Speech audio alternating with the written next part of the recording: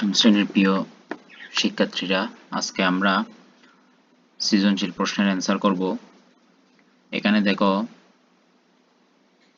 19 নম্বর সৃজনশীলে বলছে, একজন ফল ব্যবসায়ী যশোর থেকে 36 টাকায় 12টি দরে কিছু সংখ্যক এবং কুষ্টিয়া থেকে 36 টাকায় 18টি দরে সমান সংখ্যক কলা খরিদ করলো। ব্যবসায়ীর বিক্রয় কর্মী 36 টাকায় 15টি দরে তা বিক্রয় করলো। প্রশ্নটা একটু ভালো করে বোঝো। অর্থাৎ 12টি দরে মানে 36 টাকা দিয়ে 12টি কিনছে কলা। সেটা কিনছে কোত্থেকে? যশোর থেকে। আবার কুষ্টিয়া থেকে কিনছে 36 টাকায় 18টি। একই দামে 18টি কলা কিনছে। আবার ব্যবসায়ী যে বিক্রয় কর্মী আছে সে 36 টাকায় 15টি দরে তা বিক্রয় করলো। তাইলে এখানে প্রশ্নটা ভালো করে দেখো। ক নম্বর প্রশ্ন বলছে, যশোর থেকে প্রতিশত কলা কি দরে ক্রয় করেছিল? প্রতিশত মানে হচ্ছে 100 মানে কলা কত টাকা দিয়ে ক্রয় করেছিল। তারপর বিক্রয় কর্মী সবগুলো কলা বিক্রয় করলে কত লাভ বা ক্ষতি হবে? ব্যবসায়ী 25% লাভ করতে চাইলে প্রতি হালি, এদিকে হালিটা যদিও একটু কম বোঝা যাচ্ছে, প্রতি হালি মানে 4টি কলা কি দামে বিক্রয় করতে হবে? তাহলে দেখো, আমরা প্রথম অঙ্কের সমাধানটা করব। এখানে দেখো 12টি কলা ক্রয় করছে কত টাকা দিয়ে? 36 টাকা দিয়ে। তাহলে 12টি কলার ক্রয় মূল্য আমি লিখছি 36 টাকা। একটি কলার ক্রয় মূল্য 12 ভাগে 36, 100টি কলার ক্রয় মূল্য 12 ভাগে 36 গুণ 100। তাইলে 100টি কলার ক্রয় মূল্য কত বেরিয়েছে? 300 টাকা।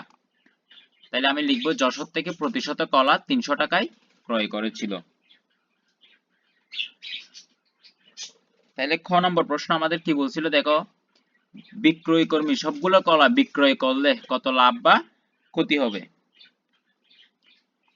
তাইলে আগে আমাকে একটা জিনিস দেখো, এখানে 12টি কলা কিনছে 36 টাকা, 18টি কলা কিনছে 36 টাকা, আবার 15টি কলা বিক্রি করছে কত টাকা? 36 টাকা। তাহলে প্রত্যেকটার ক্ষেত্রে 36 টাকাটা একদম একই।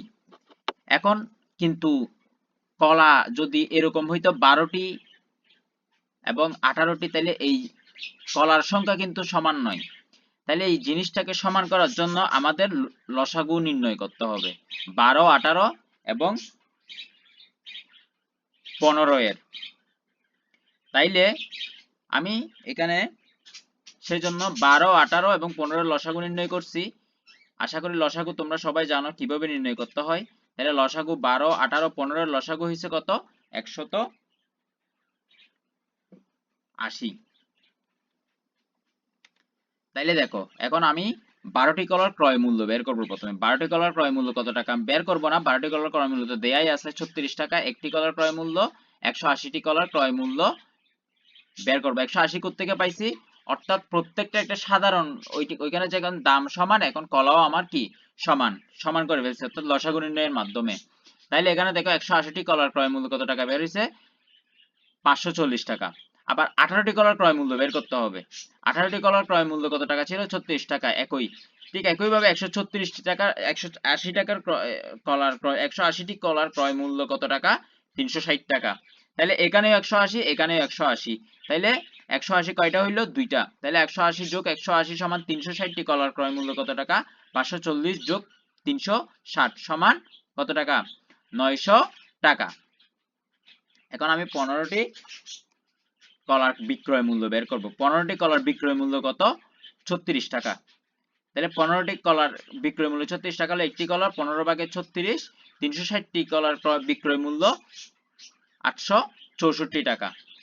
তাইলে এখানে দেখো 360টি কলার ক্রয় মূল্য ছিল 900 টাকা এবং 360টি কলার বিক্রয় মূল্য কত টাকা? 864 টাকা। তাইলে এখানে বিক্রয় মূল্য বেশি নাকি ক্রয় মূল্য বেশি? যেহেতু আমি ক্রয় মূল্য আমার বেশি, আমি বেশি টাকা দিয়ে কিনছি কিন্তু তার থেকে কম টাকা দিয়ে আমি বিক্রয় করছি, তার কারণে এটা কি হবে? ক্ষতি হবে। অর্থাৎ ক্রয় মূল্য থেকে বিক্রয় মূল্য কম। এই দেখো, ক্রয় মূল্য থেকে বিক্রয় মূল্য কম হলে, যেহেতু ক্রয় মূল্য থেকে বিক্রয় মূল্য কম, সেই জন্য আমি ক্রয় মূল্য গ্রেটার দেন বিক্রয় মূল্য লিখছি, তাহলে ক্ষতি হয়েছে, তাহলে ক্ষতি কত টাকা হয়েছে 36 টাকা। এই 36 টাকাটা ক্ষতি কত টাকার মধ্যে হয়েছে, এই 900 টাকার মধ্যে। তাহলে 900 টাকায় ক্ষতি হয় 36 টাকা, 1 টাকায় ক্ষতি হয়, 100 টাকায় ক্ষতি হয়। এটা ঐকিক নিয়ম করে আমার কত টাকা বের হয়েছে 4 টাকা। তার মানে আমার 4% ক্ষতি হয়, অর্থাৎ শতকরা 4% ক্ষতি হয়। আশা করি অঙ্কটা তোমরা বুঝতে পারছো। এখন গতে বলছে কি, প্রতিহালি কলা 25% লাভে বিক্রয় করলে প্রতিহালি কলার বিক্রয় মূল্য কত। তাহলে আমি খতে পাইছি 360টি কলার ক্রয় মূল্য 360টি 900 টাকা। তাহলে এখান থেকে একটি কলার ক্রয় মূল্য যদি বের করতে চাই, তাহলে সেটা 2.5 টাকা। তাহলে যেহেতু প্রতিহালি বলছে, সেহেতু 4টি কলার ক্রয় মূল্য আমার থেকে বের করতে হবে। তাহলে 4টি কলার ক্রয় মূল্য কত টাকা, 10 টাকা। তাহলে 4টি কলার ক্রয় মূল্য বের হইল 10 টাকা। তাহলে 25% লাভে বিক্রয় মূল্য যেহেতু বলছে, লাভ হইলে 100 যোগ 25% যেহেতু বলছে 100, তাহলে 125 টাকা। তাহলে ক্রয় মূল্য 100 টাকা হলে বিক্রয় মূল্য 125 টাকা, 1 টাকা হলে 10 টাকা হলে 12.50 টাকা।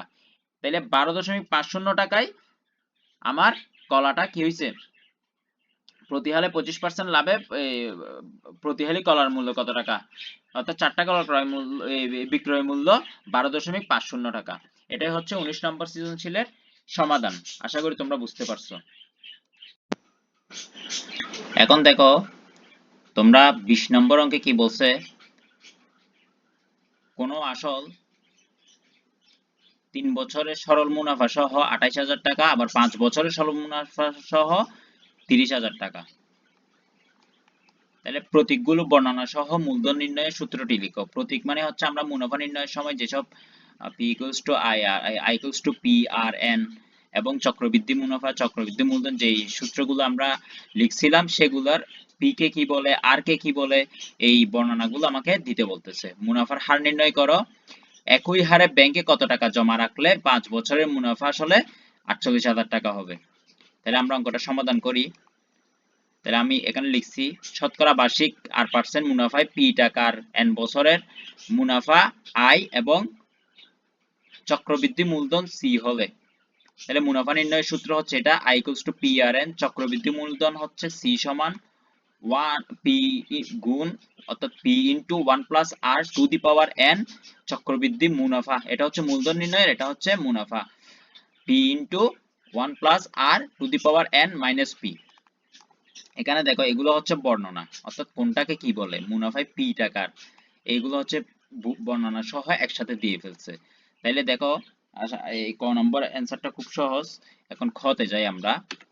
তাহলে মুনাফার হারটা নির্ণয় করব। দেখো আসল প্লাস মুনাফা, ওইখানে বলছে মুনাফা সহ 5 বছরের মুনাফা আসল, তাহলে আসল যোগ 5 বছরের মুনাফা সমান কত টাকা, 30,000 টাকা। আবার আসল যোগ 3 বছরের মুনাফা কত টাকা, 28,000 টাকা। তাহলে এখানে যদি আমি বিয়োগ করি, আসল থেকে আসল চলে গেলে আর কিছু থাকে না, শূন্য। 5 থেকে 3 গেলে কত থাকে, 2। তাহলে 2 বছরের মুনাফা কত টাকা, 2,000 টাকা। 1 বছরের মুনাফা 2 ভাগে 2,000, ঐকিক নিয়ম করলে 3 বছরের মুনাফা আসে কত টাকা, 3,000 টাকা। তাইলে আমার এখানে নির্ণয় করতে হচ্ছে মুনাফার হার। তাহলে মুনাফার হার নির্ণয় করার জন্য আমি আসলটা বের করব আগে।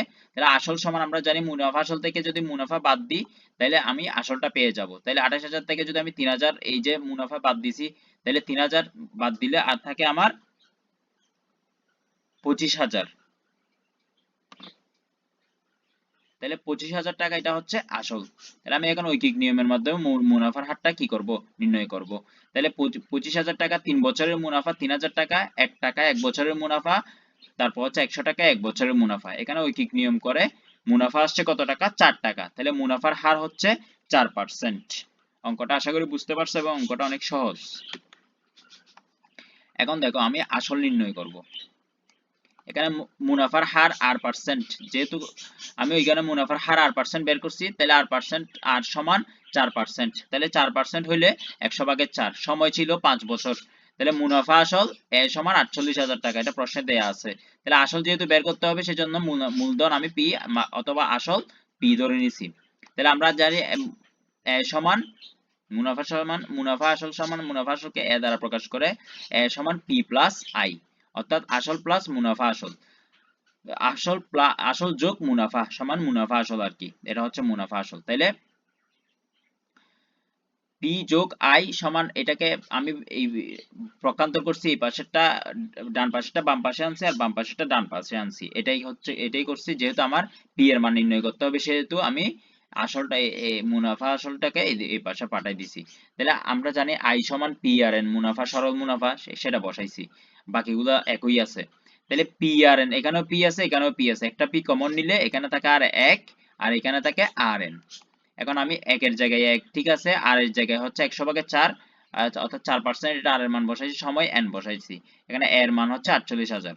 তাইলে পি ইন্টু 4×5 = 20, 100 ভাগের কত 20 সমান 48,000। তাহলে এখানে লসাগু নিলে 100, তাহলে 100 সাথে 1 গুণ করলে 100, 100 দিয়ে 100 কে ভাগ দিলে 1, 1 এর সাথে 20 গুণ করলে 20 সমান 48,000।